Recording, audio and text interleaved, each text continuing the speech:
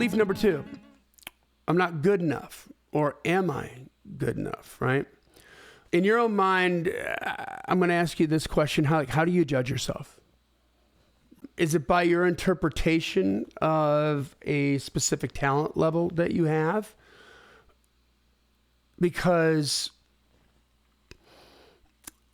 I feel like that gets skewed too. Like let's, for instance, take these talent shows on TV, like American Idol, like The Voice, right?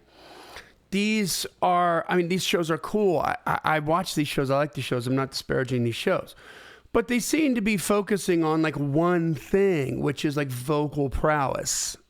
Most of the judges on these shows couldn't win as a contestant, which sort of should be proof positive when you look at the judges on American Idol. I mean, yeah, you got Kelly Clarkson. She won American Idol.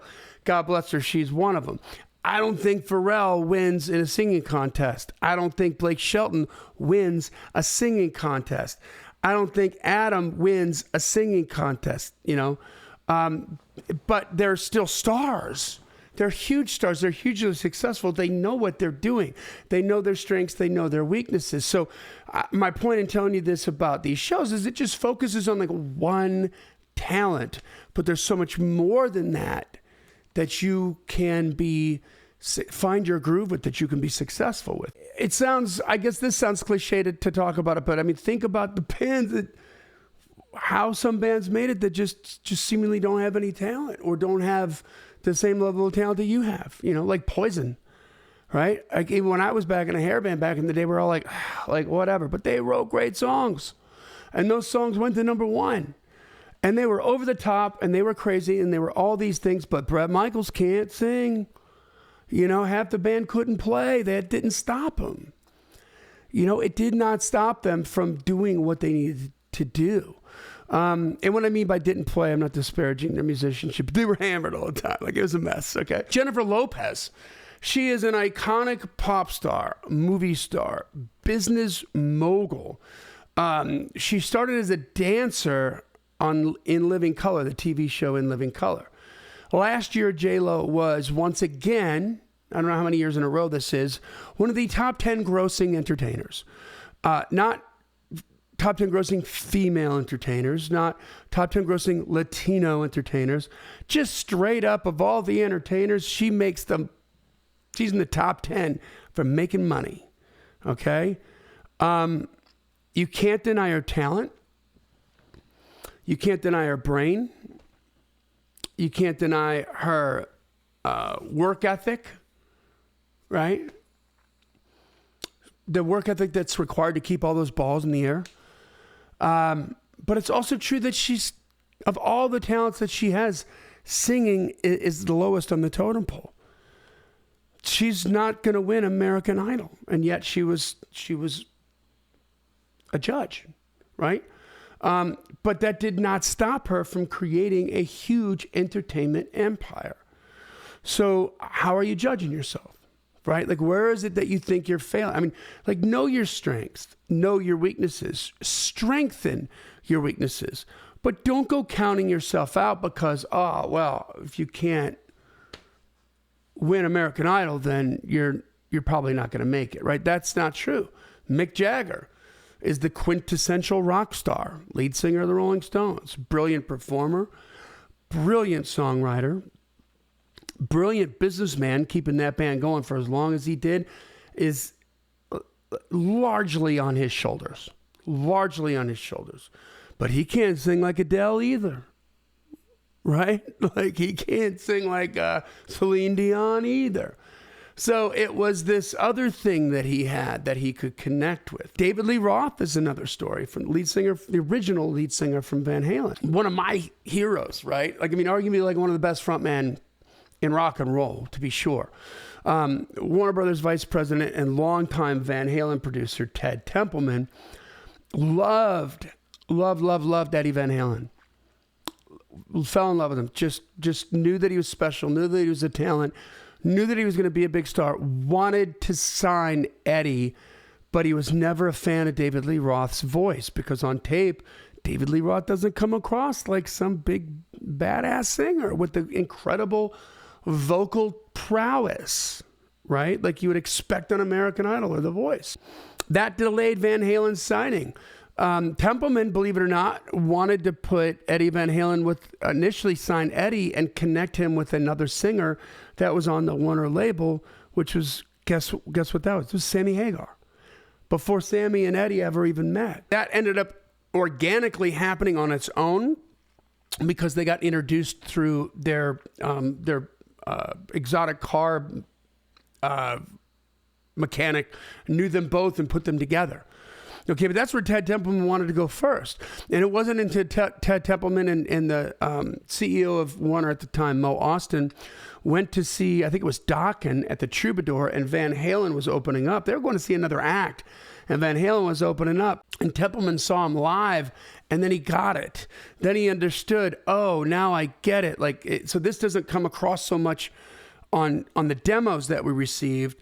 But seeing David Lee Roth live, seeing his prowess as a frontman, his intellect, he's incredibly intelligent.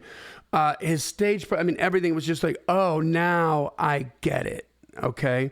And then they went forward. So, if you look at all the undeniable icons of the music industry, the Bob Dylans, the Rolling Stones, the Adeles, Whitney Houstons, Jay-Z's, Snoop Dogg's, ABBA, Cheap Trick, Aerosmith, Jennifer Lopez, Madonna, the Beatles, Elvis, Bon Jovi, George Strait, Garth Brooks, Hank Williams, Johnny Cash, Dolly Parton.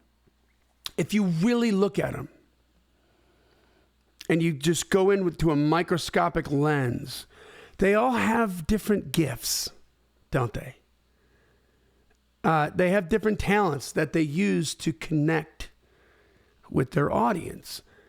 But the important word being they connect with the audience, right? So stop comparing yourself to other artists because that's toxic, all right? And when you're comparing yourself to other artists, what you're doing almost all the time, I see this with artists, you're focusing on something that you want to be, right? Like you want to see yourself as, let's say, this incredible vocalist.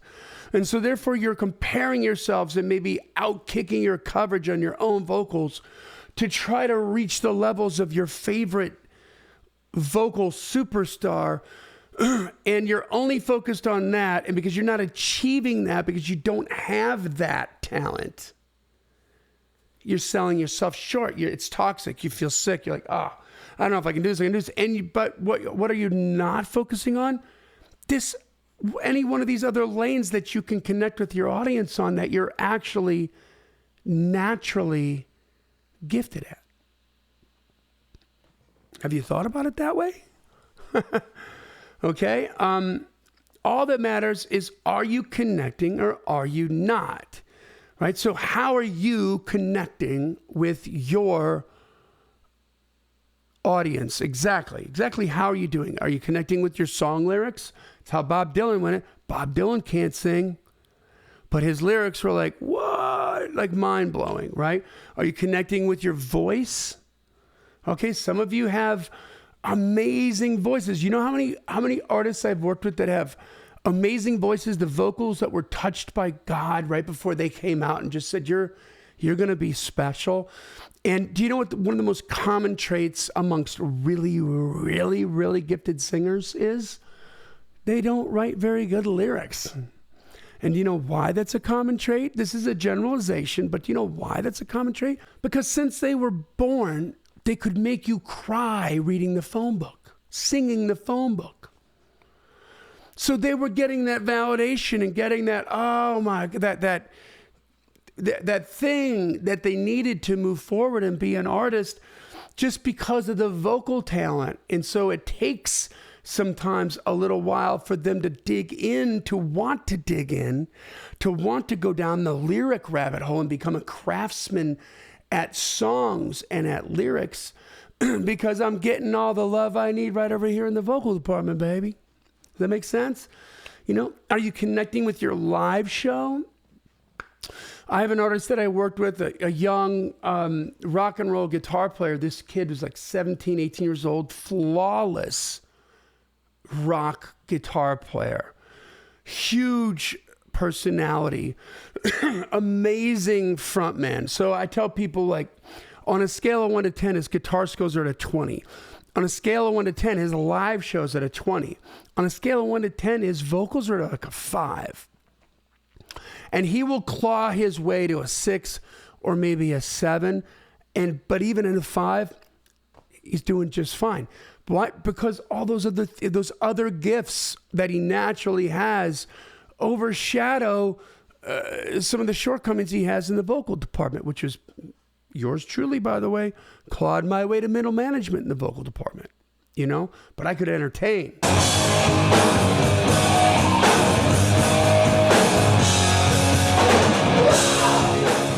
And I knew how to do business, right? So are you connecting with your content that you're putting out, right? There's another avenue. There's all these different avenues for you to connect with. Look at them all and find out where your natural strengths are. Don't stop. Hey, look, I can't tell you in the vocal world how much time we spent on vocal lessons and trying to always improve and putting a lot of energy, a lot of attention, and a lot of weight on becoming a better vocalist. But what I wasn't doing was trying to be like Rob Halford from Judas Priest or Jeff Tate from Queensrÿche. That wasn't me, man. That wasn't my lane. That wasn't what I was going to do. Right? So I just had to do what I was going to do better, but I wasn't trying to be something that I wasn't, you know? Now I say that because on the guitar side of things, I wasted a lot of time trying to be a shredder, trying to be George Lynch, when I had this beautiful sort of natural ability for melody and groove and rhythm and could bust out these sultry leads. But if I tried for so long to be like Johnny Flash on the fingers, and I just didn't have that natural talent. And believe me, I put the work in, but I just didn't have. So finally, when it occurred to me, like, I just need to do my thing and be in my lane right here. And then guess what? I connected with people more because I wasn't out kicking my coverage on my guitar skills. Does that make sense? 95% of all signed artists lost money in the heyday of the music industry, right? I think people know that. You get a major label deal back in the day, you enter into the 95% losers club where you're failing, you're losing money, right? Because it wasn't because they had less talent. All those artists got deals, whether it was that the label signed them because they really, really liked them and they wanted to try to do something with them, or even if it was an evil signing where the label signed them because they were really, really good and they sounded too much like somebody else they invested a bunch of money in and they wanted to keep them out of the market. That happened too. All right? These artists didn't lose money because they had less talent or they weren't marketable or because they sucked. They all got record deals for a good reason. They just didn't get an audience, you know? And they didn't get an audience because they didn't get on the radio. And they didn't get on the radio because there wasn't any room, right? So radio only plays 12 songs an hour on any given station. 12 songs an hour times 24 hours times 7 days, that's 2016 spins. When you have rotational format programming in place and just 20 songs in heavy rotation, which is 70 spins a week, that's 1,400 spins a week. That's 69% of the available spins for any given week on 20 songs. So stations are, you know, most radio station playlists are spinning 30, maybe 40 songs per week for months and months and months. There was no room. Okay? But now you have to change all that, don't you?